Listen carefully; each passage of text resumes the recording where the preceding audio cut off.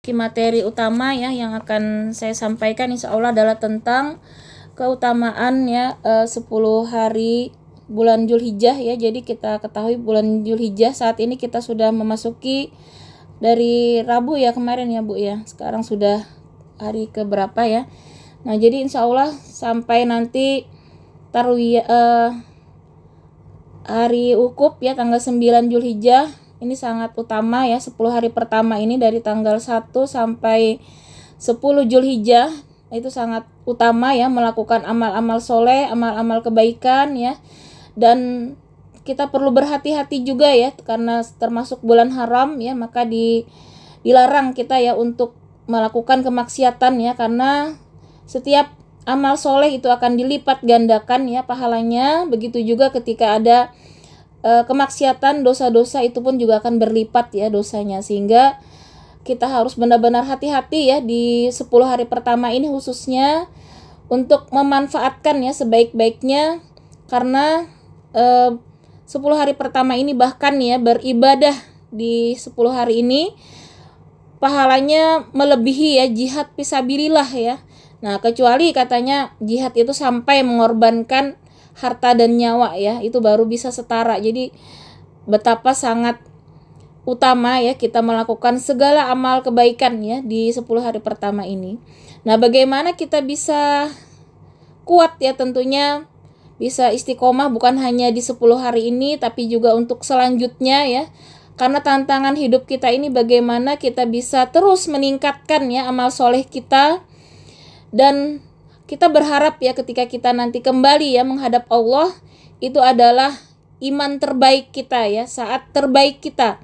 Jadi kita berusaha terus lebih baik setiap hari ya, sebagaimana hadis Rasulullah ya, manusia yang beruntung yaitu adalah yang hari ini lebih baik dari hari kemarin ya.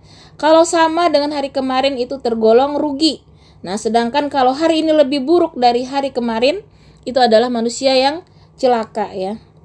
Nah, sehingga dalam kehidupan ini ya, utamanya bagaimana kita hari per hari kita ini ya tambah baik, tambah solehah ya, kemudian tambah dekat kepada Allah. Dan ujungnya ya, kita berharap ketika kita bertemu Allah, itulah ya iman terbaik kita, amal terbaik kita ya, ibarat puncak itu di tangga, kita sudah puncak tertinggi ya, sehingga kita bertemu dalam keadaan husnul khatimah ya, di mana Allah ridha ya, kemudian Allah merahmati kita ya, memberikan maghfirah ampunannya ya, karena kita senantiasa berusaha tadi melakukan kebaikan ya. Nah, untuk mencapai itu ya, sebelum kita mengisi ya amalan-amalan ini, kita perlu di sini mengetahui ya ada 3 hal ya yang harus kita miliki ya, supaya dalam kehidupan ini ya kita tidak terperdaya ya oleh musuh-musuh kita. Nah, jadi musuh kita ya yang membuat kehidupan kita itu kadang tadi ya iman kita naik turun ya, kemudian kadang kita juga salah hilap itu ya, itu dimungkinkan sekali. Nah, ini musuh yang perlu kita ketahui itu ada 2 ya. Ada musuh internal ya yang ada di dalam diri kita, dan ada juga musuh eksternal ya yang ada di luar diri kita. Nah, kalau yang di dalam diri kita ini adalah hawa nafsu kita sendiri ya. Hawa nafsu itu adalah yang mengajak selalu kepada keburukan ya, hawa nafsu kita. Nah, kemudian kalau yang dari luar itu adalah syaitan ya. Dari luar ini syaitan itu dari bangsa jin maupun bangsa manusia ya. Nah, kalau bangsa jin itu ya mereka hanya bisa mengajak ya kan ya. Sedangkan kalau dari manusia sama ya. Jadi sebenarnya yang paling berperan itu adalah dari dalam diri kita ya. Ketika kita bisa ya mengendalikan hawa nafsu kita ya, maka godaan-godaan di luar itu harusnya tidak sulit ya kita bisa kalahkan ya, kita bisa bentengi diri kita. Nah, jadi penting sekali kita ketahui ya musuh tadi ya, yang paling utama itu bagaimana kita mengalahkan hawa nafsu kita sendiri ya. Rasa malas, kadang ya rasa mager ya, rasa pengennya bersantai-santai ya, sementara usia kita terus bertambah ya. Harusnya kita tidak menyia-nyiakan setiap detik kita ya untuk terus mengisi dengan amal-amal soleh ya. Namun itu tadi ya, nafsu itu inginnya mengajak ke lalaian ya, bahkan mengajak ke kemaksiatan ya, keburukan ya. Nah, di sini setelah kita tahu tadi musuh kita, bagaimana ya yang harus kita miliki tadi ya supaya kita dapat mengalahkan ya tipu daya musuh tadi. Ada 3 ya di sini yang perlu kita miliki. Nah, yang pertama ini adalah iman yang lurus ya. Ini perlu kita pertahankan ya dalam diri kita, keimanan yang lurus ya. Tidak bercampur sedikit pun ya dengan kesyirikan. Nah, karena iman ini adalah harta yang paling berharga ya di dalam hidup kita, di dalam diri kita ya. Karena iman inilah yang akan terus ya membentengi, terkuat ya. Kalau iman kita kuat ya, maka kita akan kuat tadi ya mengalahkan bisikan hawa nafsu maupun dari bisikan di luar diri kita. Nah, jadi iman yang kuat ini ya mutlak kita terus ya perbaharui iman kita dengan cara meningkatkan ya amal soleh tadi ya dan juga ilmu ya. Nah, amal soleh terutama tadi ya di 10 hari pertama Zulhijjah ini, karena nilainya ya sangat besar ya di sisi Allah ya, amalan-amalan yang dilipat gandakan ya luar biasa ya tadi, bahkan melebihi ya jihad fisabilillah ya. Maka disinilah ya waktu-waktu terpenting ya, bagaimana kita terus mendekatkan diri kepada Allah dengan amal-amal soleh yang disunahkan ya, apalagi yang wajib ya, supaya iman kita ini akan terus bertambah. Jadi iman ini akan bertambah, meningkat ya dengan amal-amal soleh kita. Nah, dengan ilmu juga ya, dengan ilmu dan juga amal soleh. Sebaliknya ya, iman itu akan merosot ya, akan turun ya dengan kemaksiatan ya, dengan kelalaian ya, apalagi kemaksiatan, dosa-dosa itu akan menurunkan iman kita ya. Itulah yang membuat kita tadi tidak semangat ya beramal soleh ya, akibat dosa-dosa kita, akibat kelalaian kita ya, akibat memperturutkan tadi hawa nafsu. Nah, inilah yang pertama ya, keimanan yang lurus ini ya harus kita pertahankan ya sampai akhir hayat kita ya. Jangan pernah kita tinggalkan keimanannya. Mau dunia seperti apapun ya menggoda kita, kita tidak akan menukar ya iman kita ini dengan harta dunia ya. Karena ya kalau kita tahu ya ibu-ibu ya, di dalam Al-Quran diceritakan ya bahwa orang-orang kafir itu ya, mereka sangat menyesal ya di neraka itu ya. Karena ketika di neraka mereka bersama orang yang beriman ya. Jadi ada orang beriman yang masuk neraka ya, yaitu orang beriman yang keburukannya ya, amal keburukannya itu lebih besar, lebih berat ya ditimbang ya dibandingkan kebaikannya. Nah, maka dia akan masuk neraka dulu ya. Tetapi karena masih ada iman ya, akhirnya Allah akan menyelamatkan ya, diangkatlah mereka dari neraka ya, orang-orang beriman yang masih mempertahankan keimanannya walaupun di dunia itu bermaksiat ya. Nah, sehingga orang kafir itu menyesal sekali ya, seandainya katanya mereka itu beriman, pasti ada harapan ya untuk keluar dari siksa api neraka. Nah, namun ya orang kafir ya sama sekali tidak ada kesempatan ya. Mereka tidak dihisap lagi ya, langsung ke neraka itu tanpa dihisap ya. Langsung tidak ada timbang-timbangan ya. Nah, itulah mengapa kita harus terus ya menjaga iman kita tadi ya, harta yang paling berharga ini di dalam diri kita. Tentunya kita berusaha ya menjauhi sejauh-jauhnya tadi ya kelalaian ya, apalagi kemaksiatan ya.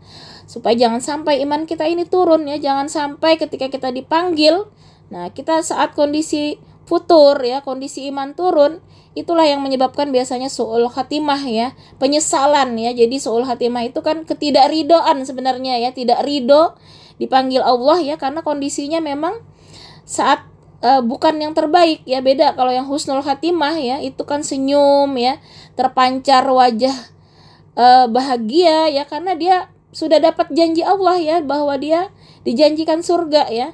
Nah, jadi kalau yang husnul khatimah itu karena sudah mendapat kabar ya, dia langsung mendapatkan vonis surga ya, makanya kita lihat akhirnya itu wajahnya senyum ya, kemudian tanda-tanda kebaikan itu banyak ya ditunjukkan Allah ya. Nah, sebaliknya kalau yang su'ul khatimah itu karena dia sudah mendapat kabar ya, kabar bahwa dia akan mampir dulu di neraka, itulah yang membuat ya kematiannya itu mengerikan ya, yang dia dapat kabarnya, sehingga biasanya ya tanda-tandanya juga banyak ya yang dikabarkan, tanda-tanda su'ul khatimah itu. Nah, jadi ini yang pertama ya, dalam rangka terus tadi ya meningkatkan ya keimanan kita, maka kita harus jaga tadi ya, terus ilmu terus kita tambah ya, terus kita amalkan. Kemudian yang kedua ya, yang perlu kita miliki ya ibu-ibu untuk membentengi diri kita tadi adalah hati yang bersih ya. Hati yang bersih dari segala macam penyakit hati ya. Iri, dengki ya, kemudian ujub ya, ria, sombong ya, ataupun suka namimah, mengadu domba, atau suka gibah ya, segala macam penyakit hati ini ya harus senantiasa kita bersihkan dengan cara terus bertobat nasuha ya, bertobat, banyak-banyak beristighfar ya. Kalaupun terkait dengan manusia ya harus kita minta ridhonya dengan mohon maaf ya, dan kepada Allah kita senantiasa mohon ampun ya. Nah, maka ya dengan hati yang bersih ini ya, dada itu akan lapang ya. Nah, sehingga dada yang lapang ini yang menyebabkan ya urusan kita itu akan mudah ya. Nah, dengan dada yang lapang ya, maka diibaratkan ulama itu ya, ketika satu gelas ya kita masukkan 1 sendok garam itu ya akan terasa ya asinnya ya. Nah, itu ibarat hati yang sempit. Hati yang sempit itu baru ada masalah dikit sudah stres ya, udah galau ya, bahkan auzubillah min zalik, kadang ya mengambil jalan pintas, bunuh diri segala macam ya, melakukan kemaksiatan, lari ke narkoba, kemana gitu ya. Nah, itu karena dadanya sempit tadi, hatinya yang kotor ya. Jadi ibarat tadi gelas ya, dimasukkan 1 gelas air, dimasukkan garam 1 sendok itu ya asin ya. Tapi kalau hati yang luas ya, ibarat garam tadi ya, ada masalahnya sama, tapi karena luas ya hatinya ibarat sebuah danau yang luas ya, maka masalah itu jadi kecil, jadi ringan ya. Nah, jadi penting sekali bagaimana supaya hati kita senantiasa lapang, bersih ya, dengan cara senantiasa ini tadi ya, mendekatkan diri kepada Allah dengan amal soleh dan juga senantiasa bertobat ya. Nah, maka di 10 pertama ini juga penting sekali ya kita lakukan ya amal-amal, perbanyak istighfar ya, kalau bisa kita sholat tobat ya, mohon ampun ya dari dosa-dosa kita, karena adalah waktu yang sangat istimewa dan mustajab ya untuk melakukan doa-doa. Kalau perlu kita kumpulkan ya doa-doa terbaik kita ya di 10 hari pertama ini, senantiasa kita panjatkan ya di waktu-waktu terbaik. Nah, kemudian yang ketiga, yang terakhir ya, yang harus kita miliki itu adalah kekuatan persaudaraan Islam ya, ukhuwah Islamiyah ya. Nah, inilah yang penting ya, supaya terus kita ini dalam kebaikan ya, kita harus menjaga persaudaraan ini ya. Dan ini memang permasalahan yang satu-satunya ya, permasalahan yang tidak dikabulkan Allah ya. Jadi Rasulullah SAW ya itu pernah berdoa ya ibu-ibu. Doa beliau itu ada 3 ya. Doa beliau yang pertama, jangan binasakan umatku karena bencana alam. Nah, ini dikabulkan Allah ya. Artinya tidak secara keseluruhan ya, walaupun ada bencana alam itu hanya bagian tertentu karena kemaksiatan di suatu tempat ya, tidak secara merata seperti umat terdahulu kan ibu ya, kalau ada maksiat itu langsung semuanya. Seperti Nabi Nuh semuanya ditenggelamkan ya, kemudian seperti kaum Ad, kaum Samud ya, itu semuanya dibinasakan. Nah, tetapi umat Nabi Muhammad ya Allah mengabulkan sehingga tidak dibinasakan ya karena bencana alam secara merata, tetapi hanya khusus ya teguran bagi yang memang layak ya untuk Allah beri teguran ya. Nah, ini doa yang pertama dikabulkan. Kemudian doa yang kedua, Rasulullah juga meminta ya jangan dibinasakan umatku karena diserang ya musuh dari luar ya. Nah, ini juga diterima ya. Jadi seperti kita lihat ya bagaimana saudara kita ya di Palestina ya, luar biasa ya. Kalau kita lihat tidak ada yang sekuat mereka saat ini di bumi ya, di muka bumi ya. Betapa mereka muslim terkuat saat ini ya, dengan gempuran hampir 1 tahun ya Israel belum bisa ya menghancurkan. Karena ini ya, termasuk ini adalah doa Rasulullah ya, selama iman mereka itu kuat tadi ya, mereka sabar ya, mereka punya hati yang lapang ya, maka masalah seberat apapun yang mereka hadapi ya, Masya Allah ya, Allah tunjukkan hari ini kita melihat ya, ini adalah contoh ya, bukti keimanan yang kuat ya, hati yang bersih ya, kemudian luar biasa mereka ya diberikan kekuatan sehingga tidak bisa ya, kekuatan dari luar itu secanggih apapun hari ini belum bisa ya menaklukkan mereka. Nah, disinilah kita diberikan Allah contoh ya. Dan sekarang ini disebut Madinatul Quran ya di sana ya, karena hampir setiap rumah ya di Palestina itu, setiap keluarga itu mempunyai penghafal Al-Quran ya. Dan mereka bisa menghadapi ya kondisi yang sangat berat ya, karena Al-Quran inilah ya, kedekatan mereka dengan Al-Quran. Karena itu ini juga ya menjadi kunci ya bagaimana supaya kita kuat tadi ya. Harus dekatkan diri ya terus kepada Allah melalui Al-Quran ya dan Sunnah. Nah, kemudian doa yang ketiga inilah yang ditolak ya, yaitu Rasulullah meminta jangan binasakan umatku karena perpecahan ya. Nah, ini tidak Allah kabulkan ya. Makanya kelemahan kita ya umat Islam saat ini karena kita masih berpecah belah ya. Nah, harusnya ya kita sebagai umat Islam ya, jangan ada rasa iri, dengki ya kepada saudara kita ya. Kalau misalnya kita melihat saudara kita, tetangga kita mungkin lebih makmur atau misalnya mendapat rezeki lebih ya, harusnya kita turut bahagia, turut senang ya.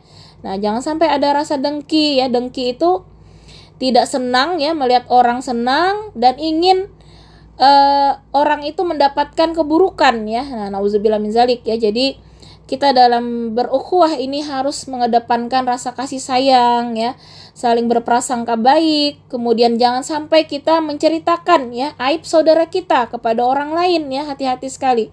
Jangan sampai ya. Jadi kalaupun kita mendengar aib misalnya ya dan kita ingin memperbaiki, ya kita langsung tabayun ya ke orangnya, kita memberi nasihat kalau kita mampu ya. Nah, kalau memang kita tidak mampu ya, kita misalnya minta tolong saudara kita yang lain untuk menolongnya, menasihati misalnya. Atau minimal kita mendoakan, itu selemah-lemahnya iman ya, kita mendoakan tapi kita tidak usah mengumbar aibnya kemana-mana ya. Ini yang perlu kita jaga. Sementara hari ini kita melihat ya, jangankan tetangga misalnya, saudara kandung saja ada yang berpecah belah ya, hanya gara-gara warisan, misalnya gara-gara harta ya, nauzubillah min zalik ya. Bahkan hanya karena iri, kadang ya iri dengki melihat saudaranya yang lebih makmur, itu terjadi ya, sampai saling kirim santet itu ada ternyata ya, hanya karena iri dengki ya, nauzubillah min zalik ya. Jadi inilah yang menjadi permasalahan kita ya, dimana umat ini masih berpecah belah ya. Harusnya kita jangan ada ya perpecahan, tadi mau jamaahnya mau seperti apapun ya, selama berpegang teguh kepada tali agama Allah, Al-Quran dan Sunnah, maka tidak layak bagi kita untuk mengkafirkan ya, apalagi misalnya berprasangka buruk ya, atau mengatakan yang hal-hal buruk ya. Selama mereka masih berpegang teguh ya landasannya Al-Quran dan Sunnah, silahkan ya, mau seperti apapun ya, kita harusnya justru saling mendukung ya. Selama mereka dalam kebaikan, kita sama-sama membina umat ini ya, untuk terus ya dalam persaudaraan Islam ya, ukhuwah Islamiyah tadi, saling kasih sayang. Nah, inilah tadi ya untuk 3 hal ya yang harus ya kita miliki ya dalam rangka memperteguh ya iman kita dulu ya, dalam rangka terutama tadi membentengi ya hawa nafsu kita, musuh yang ada di dalam diri kita sendiri. Nah, selanjutnya kita akan melihat tadi ya apa saja ya amalan-amalan yang utama ya di bulan Muharram ini, khususnya 10 hari ini. Ya mungkin sudah pernah juga ya. Tentunya yang pertama itu ya, yang sangat utama nanti ya haji dan umroh, yaitu ya haji dan umroh. Dan bagi kita yang tidak haji ya, maka kita nanti berpuasa. Kalau memang sunnahnya itu ya, semua dari tanggal 1 ya, sampai tanggal 9 itu disunahkan kita banyak berpuasa ya.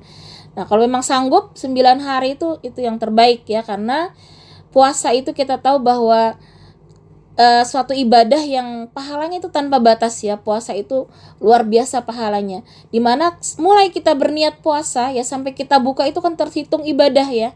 Nah, luar biasa ya, kita tidak bisa meraup pahala sebanyak ya puasa itu ya, luar biasa. Jadi apalagi kalau kita menjaga ya mata kita, hati kita, telinga kita ya dari kemungkaran ya selama berpuasa, maka itu lebih utama lagi ya, dan diisi lagi dengan amal-amal soleh. Nah, terkhusus nanti ya kalau bisa di tarwiyah itu ya, hari ke-8 itu kan nanti Rabu ya, dan Kamis ya ibu-ibu ya, tanggal 9. Nah, dimana dijanjikan ya akan menghapus ya dosa-dosa kita setahun sebelum dan tahun sesudahnya ya, luar biasa. Jadi walaupun satu hari ya di bulan tanggal 9 itu nanti hari Arafah ya, tetapi keutamaannya sangat luar biasa.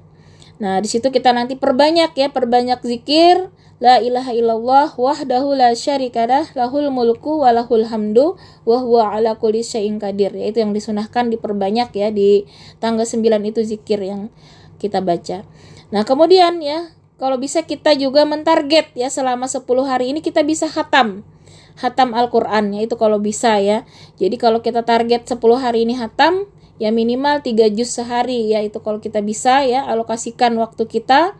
Nah, kalaupun tidak bisa ya semampu kita ya, yang jelas kita berusaha lah ya mengisi hari-hari 10 pertama bulan Zulhijjah ini dengan amal-amal soleh, karena Al-Quran itulah ya paling mudah ya Bu ya mendapatkan rahmat ya, pahala yang sangat besar ya, dimana kita tahu satu huruf ya dibalas dengan 10 kebajikan ya, apalagi kalau kita bisa membaca tadi 3 juz sehari ya, kita hitung saja tuh ya berapa huruf, kebajikan yang sangat besar. Nah, sehingga mudah-mudahan kita termasuk ya yang beruntung nantinya ya, beruntung masuk surga ya tanpa harus mampir dulu tadi ya ke neraka ya. Kalau amal kita banyak ya kan tadi ya, kalau dihisap ya amal kita itu banyak ya, kita langsung ya tidak perlu mampir ke neraka. Apalagi ya yang tanpa hisap ya, Masya Allah ini ya, yang tanpa hisap itu adalah orang-orang yang terdepan ya melakukan amal-amal soleh, as-sabiqunal awalun ya. Kalau kita bisa ya menjadi orang-orang terdepan ya, setiap mendengar kebaikan kita segera melakukan ya, bahkan kita juga berusaha mengajak orang lain, maka itu golongan as-sabiqunal awalun ibu-ibu ya, golongan orang-orang terdahulu yang melakukan kebaikan. Inilah mereka yang tanpa hisap ya. Jadi sudah tahu ya, Allah sudah kenal ya, sebaratnya Nabi Muhammad misalnya ya sallallahu alaihi wasallam, ya nggak perlu lagi ditanya marabbuka, siapa Tuhanmu, siapa nabimu, karena dia sendiri adalah nabi ibaratnya ya. Nah, sama juga orang-orang yang terdepan ini ibu-ibu ternyata ya as-sabiqunal awalun ya, orang-orang yang terdepan melakukan kebaikan ya, pelopor-pelopor kebaikan ya. Maka tanpa hisap ya, Masya Allah, kan Allah sudah kenal mereka ya, saking dekatnya ya, saking seringnya mereka melakukan kebaikan ya, pendekatan diri kepada Allah ya, rajin ya taklim ya, bahkan dirindukan ya, merindukan ya, pengajian itu ditunggu-tunggu misalnya ya, senang gitu ya di majelis ilmu, maka Allah juga senang ya. Akhirnya itu tadi termasuk orang-orang yang dirindukan ya oleh Allah, dirindukan surga ya. Nah, mudah-mudahan ya dengan kita terus ya istiqomah ya bersama-sama dalam halaqah pengajian seperti ini ya, dalam ukhuwah Islamiyah, mudah-mudahan ya kita termasuk orang-orang yang kelak ya mendapatkan rahmat magfirah Allah dan juga ya husnul khatimah, dan kita harapkan juga termasuk tadi yang tanpa hisab ya, amin ya rabbal alamin. Nah, kemudian selain tadi ya kita melakukan kalau haji umrah ya, dan kita tadi kita tahu Bu ya ada amalan yang sama pahalanya ya dengan haji dan umrah, yaitu sholat duha di awal waktu, yaitu sholat syuruk ya, yang ketika waktu syuruk itu ya kita dari sholat subuh tidak beranjak zikir sampai 6:30 ya. Jadi duha itu kan diawali 6:30 ya, sampai kita 6:30 itu nggak jauh, tetap di tempat ya, tetap di tempat sholat, langsung kita sholat duha di situ ya, sholat duha di awal, maka pahalanya itu sama dengan haji dan umrah. Tapi kita di situ selama subuh sampai 6:30 itu berzikir, baca Quran, kemudian ya beristighfar, tidak melakukan yang lain ya. Kalau bisa seperti itu, Masya Allah ya, pahalanya sempurna seperti pahala haji dan umrah. Nah, kalau ada kesempatan ya bisa itu dilakukan ya, di 10 hari ini masih ada waktu ya, beberapa hari. Nah, kemudian selanjutnya tadi kita berpuasa ya.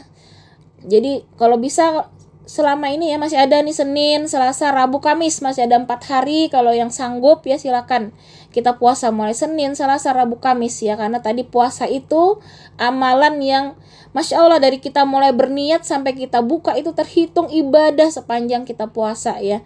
Nah, dan pahalanya itu tanpa batas ya. Pahala puasa ini pahala yang hanya Allah yang tahu ya, sejauh mana kita kesungguhan kita dalam menjaga mata, telinga ya, hati kita dan perkataan perbuatan kita, maka pahalanya akan terus bertambah ya.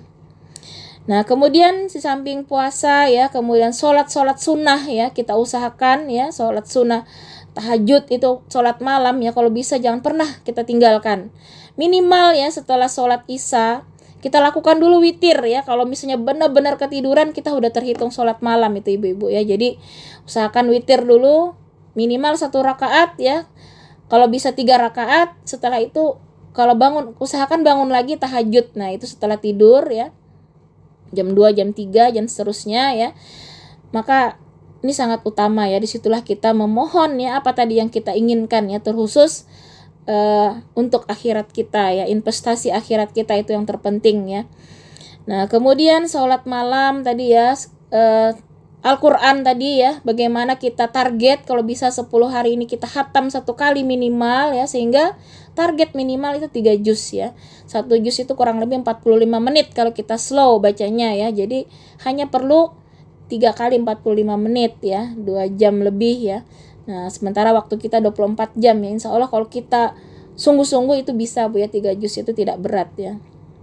Nah kemudian setelah kita tilawah ya, kemudian zikir. Nah zikir yang disunahkan ya, zikir yang disunahkan itu ada 3 ya, yaitu tahlil ya, la ilaha illallah, kemudian takbir ya, Allahu Akbar, dan tahmid, alhamdulillah. Itu disuruh diperbanyak ya selama 10 hari sampai nanti hari tasyrik itu kita perbanyak takbir terutama ya, Allahu Akbar itu. Jadi tahlil la ilaha illallah, takbir ya Allahu Akbar, dan alhamdulillah ya, bersyukur ya. Itu yang disunahkan zikir yang diperbanyak. Nah, jangan lupa juga zikir harian yang biasa kita baca ya. Istighfar ya, kemudian salawat ya. Itu juga kita baca ya. Nah kemudian selain zikir, tilawah Al-Quran ya, sedekah juga kita perbanyak ya, apalagi yang mampu ya berkurban ya. Nah jadi untuk kurban ini memang ada 2 pendapat ya, ada yang menyatakan sunnah muakkad ya, ada juga yang mewajibkan. Nah tetapi ulama akhirnya sepakat ya, jumhur kebanyakan ulama itu sepakatnya adalah wajib bagi yang mampu ya.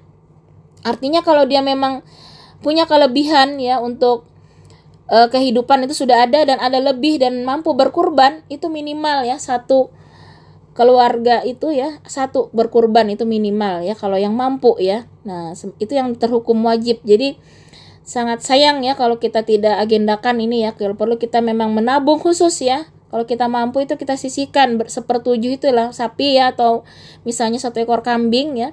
Bisa itu kita atasnamakan keluarga ya. Kalau memang mampu lagi 1 ekor itu lebih baik lagi ya. Atau misalnya 1 orang per kepala keluarga juga kurban, itu yang terbaik lagi. Nah sehingga di sini itu amalan-amalan yang khusus ya, hanya setahun sekali ya kurban itu. Jadi memang kita program ya, kita nabung ya. Nah kalaupun kita tidak mampu ya, infak kurban itu juga bisa ya. Jadi sekarang itu banyak juga ya bisa infak kurban ya. Jadi patungan itu sementara ya, karena sudah niatnya insya Allah itu juga akan sampai ya. Nah kemudian zikir ya, berkurban, dan apapun ya amal-amal soleh di situ ya. Tadi karena dilipat gandakan, maka ini kesempatan kita ya untuk tadi investasi amal kebaikan ya sebanyak-banyaknya. Jangan pernah kita lewatkan ya. Nah demikian ya untuk beberapa amal soleh ya. Yang lain-lain ya, apapun itu yang menjadi amal soleh, maka itu semua adalah berlipat ganda dan harus ya kita upayakan ya di 10 hari pertama ini. Nah demikian ibu-ibu rahimakumullah ya untuk materi kita. Karena tadi pahalanya ya luar biasa, dan juga dosa ini yang perlu kita perhatikan ya. Jangan sampai kita tahan betul nih ya mata kita, telinga kita ya, mulut kita untuk berkata, berbuat yang maksiat ya. Karena di bulan haram ini juga ya, di terutama 10 hari ini juga berlipat ganda juga dosanya ya. Itu juga menjadi perhatian kita. Wallahul a'lam bishawab.